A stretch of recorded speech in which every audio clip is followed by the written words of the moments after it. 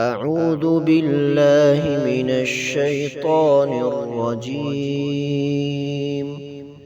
بسم الله الرحمن الرحيم. يا أيها الناس اعبدوا ربكم الذي خلقكم والذين من قبلكم لعلكم تتقون. الذي جعل لكم الأرض فراشا والسماء بناء وأنزل من السماء ماء فأخرج به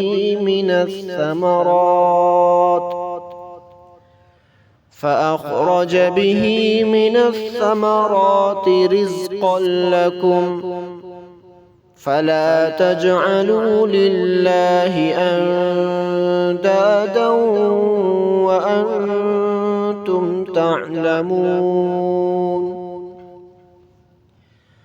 وإن كنتم في ريب مما نزلنا على عبدنا فأتوا بسورة من مثله وادعوا شهداءكم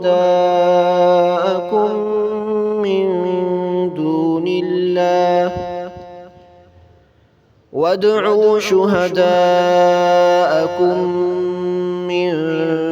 دون الله إن كنتم صادقين.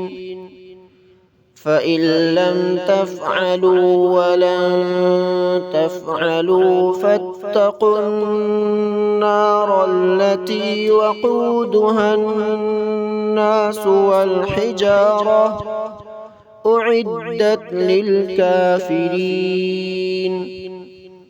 وبشر الذين آمنوا وعملوا الصالحات أن لهم جنات تجري من تحتها الأنهار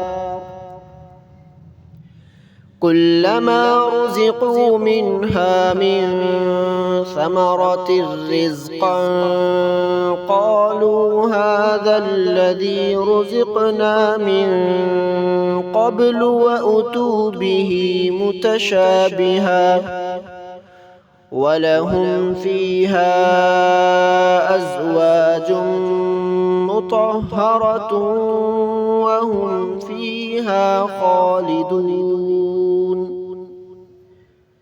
إن الله لا يستحيي أن يضرب مثلا ما بعوضة فما فوقها فأما الذين آمنوا فيعلمون أنه الحق من ربهم وأما الذين كفروا فيقولون ماذا أراد الله بهذا مثلا يضل به كثيرا ويهدي به كثيرا وما يضل به